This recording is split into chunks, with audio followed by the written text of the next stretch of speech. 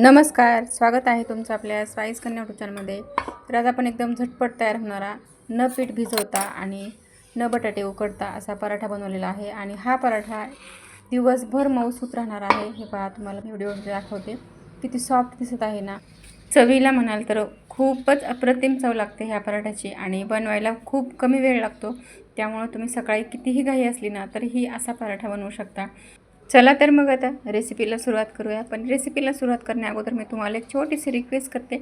तुम्ही जर आपल्या चॅनलवर नवीन असाल तर प्लीज चॅनलला सबस्क्राईब करा आणि पूर्ण व्हिडिओ पहा. तुम्हाला हा नवीन पद्धतीने बनवलेला पराठा नक्कीच आवडेल. तर चला आता आपण रेसिपीला सुरुवात करूया. तर आपण घेतलेले आहेत मीडियम आकाराचे 3 बटाटे. तर आता आपण ह्या बटाट्याची साल काढून घेणार आहे आणि साल काढून घेतल्यानंतर आपण याला स्वच्छ धुवून घेतलेलं आहे. परत आता आपण याला खिसून घेणार आहे आणि खिसल्यानंतर आपण हे बटाटे पाण्यात ठेवणार आहेत, म्हणजे तो खिस जो आहे तो काळा पडणार नाही. आता आपण घेतलेले आहे हिरवी मिरची, लसूण आणि अद्रक. ह्याचं प्रमाण थोडंसं कमी जास्त घेऊ शकता तुम्ही. आता आपण ह्या मिरची, अद्रक आणि लसणची पेस्ट बनवून घेणार आहेत. पेस्ट थोडीशी मोठी राहिली तरी हरकत नाही. आता आपण गॅस सुरू करून कढई ठेवलेली आहे.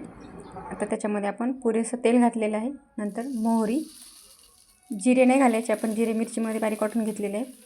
मोहरी तडतडली की आपण घातलेला आहे कढीपत्ता आणि आता मग अशी आपण मिरचीची जी बारीक पेस्ट करून घेतलेली आहे तर ती घातलेली आहे. तर आपल्याला हे परतून घ्यायचं व्यवस्थित.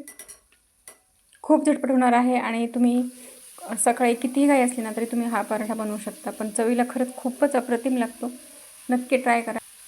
कमेंट तुम्ही पराठा हा बनवून पाहिल्यानंतर केली तरीही चालेल. खरंच खूपच चवीला अप्रतिम लागतो.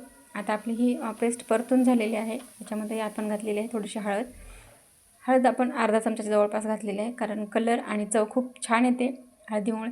आता आपण मगाशी जे खिसून घेतलेले बटाट्याचा खिस आहे तर तो घातलेला आहे फोडणीमध्ये आणि आता ह्याला आपल्याला 3 ते 4 मिनिटांपर्यंत परतून घ्यायचे.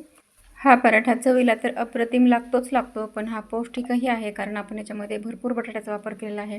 आणि लहान मुलांना कसं बटाटे आपण या ना त्या भाजीतून खाऊ घालतो, कारण बटाटे लहान मुलांसाठी किंवा त्यांच्या वजन वाढीसाठी खूपच फायदेशीर असतात. त्यामुळं तुम्ही हा पराठा नक्की ट्राय करा आणि तुम्ही बनवल्यानंतर तुमच्या मुलांना आवडला की नाही हे सुद्धा कमेंट करायला विसरू नका. तर आता आपण हे बटाटे फोडणीमध्ये व्यवस्थित परतून घेतलेले आहेत. आता आपण याच्यामध्ये घालणार आहोत 2 वाटी पाणी, कारण 1 वाटी पाणी जे आहे ते हे बटाटे शिजण्यासाठीच लागतं आणि नंतर आपलं फक्त 1 वाटी पाणी उरतं. आता हे बटाटे शिजण्यासाठी चांगले 5 ते 7 मिनिट लागतात. तोपर्यंत तुम्ही दुसरं काम करू शकता. माझ्यासारखा ज्यांना पीठ भिजवायचा कंटाळा येतो ना तर त्यांनी तर नक्की हा पराठा ट्राय करा, कारण मलासुद्धा पीठ भिजवायला फारसं आवडत नाही. मलासुद्धा पराठा बनवण्याची ही पद्धत खूप आवडली आणि मी नक्की आता नेहमीच ही पद्धत ट्राय करेल. तर आता आपण हे बटाटे शिजलेत का नाही ते चेक केलेले आहेत. तर आणखीन आपल्याला 2 ते 3 मिनिटांसाठी ठेवावे लागेल. आता आपले बटाटे जे आहेत ते व्यवस्थित शिजलेले आहेत. आता आपण याच्यामध्ये गव्हाचं पीठ जे आहे ते ॲड करणार आहोत. तर हे पहा, आपण 2 वाटी पाणी वापरलेलं आहे, 3 बटाटे वापरलेले आहेत, तर त्यासाठी मला 2 वाटी गव्हाचं पीठ लागलेलं आहे. हे पीठ आपल्याला थोडंसंच घालायचं आहे, जसं तुमच्या मिश्रणामध्ये बसेल त्यानुसार. एकदाच पीठ जर घातलं तर ते हलवता पण येणार नाही आणि कदाचित पिठाच्या गाठी पण होण्याची शक्यता असेल. हे पहा, सुरुवातीला मी अर्धी वाटी घातलं होतं, नंतर आपण अर्धी वाटी व्यवस्थित मिक्स केल्यानंतर परत अर्धी वाटी पीठ घातलेलं आहे. तर आता ह्याचा अंदाज घ्यायचा आहे की आपल्याला लाटण्यासाठी पीठ कसं हवं आहे, घट्ट किंवा पातळ, तर त्यानुसार आपल्याला हे पीठ बनवायचे. खूप झटपट होणारा पराठा आहे आणि मुलांना तर खूप आवडणार आहे, कारण खूप चवीला अप्रतिम लागतो. ते हे पीठ थोडंसं सॉफ्ट व्हावं म्हणून आपण ह्याला मॅशरनं थोडं मॅश करून घेणार आहे, कारण हे मिश्रण जर सॉफ्ट नसेल तर आपण लाटताना तुटण्याची शक्यता जास्त असते. त्याच्यामुळे आपण ह्याला मॅशरनं थोडं मॅश करून घेणार आहे, म्हणजे हे पीठ जे आहे ते एकजीव होईल आणि त्याचा पराठा लाटायला आपल्याला सोपं जाईल. तर आपण आता ह्याला व्यवस्थित 3 ते 4 मिनिटांपर्यंत मॅश करून घेतलेलं आहे. व्यवस्थित पीठ एकजीव झालेलं आहे, एकदम सॉफ्ट बनलेलं आहे. आता आपलं पीठ थोडंसं पातळ वाटलं, वरतून आपण आणखीन पीठ घातलेलं आहे अर्धी वाटीच्या जवळपास. एकंदरीत पीठ 2 वाटी बसलं याच्यामध्ये. आता ह्याला आपण 2 मिनिटांसाठी वाफ देऊया आणि ह्याच्यामध्ये आपण आता धने, जिरे आणि बडीशोपची मी थोडंसं भाजून पावडर बनवून घेतली होती तर ती घातलेली आहे. आता हे मिश्रण आपण व्यवस्थित मिक्स करून घेतलेलं आहे पहा या पद्धतीनं. आणि आता आपण ह्याला बाजूला ठेवून देऊया. आता गॅस सुरू करून आपण याच्यावर एक पॅन ठेवलेला आहे.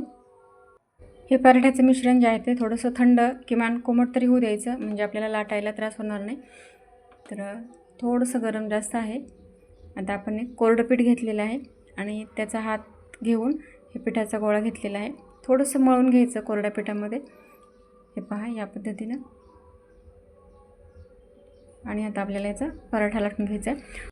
या पिठाचा पराठा लाटत असताना एक काळजी घ्यायची, ती म्हणजे हा पराठा आपल्याला जास्त पातळ लाटायचा नाही, थोडासा जाडसर ठेवायचा आहे, म्हणजे आपला पराठा जो आहे तो तुटणार नाही आणि एकदम सॉफ्ट राहील. तर हे पहा या पद्धतीने आता आपण हा लाटून घेतलेला आहे.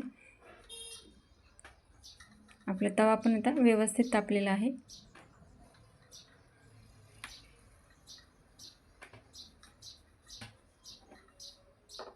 आपली रेग्युलरची पोळी आहे ना त्यापेक्षा थोडंसं जाडसर ठेवलेलं आहे. आता आपण पॅनवर थोडंसं तूप घातलेलं आहे आणि हा पराठा घातलेला आहे. तर हे पहा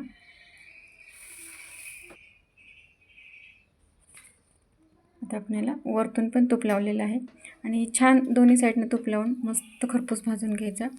झालेला आहे आपला बटाट्याचा नवीन पद्धतीने बनवलेला पराठा तयार.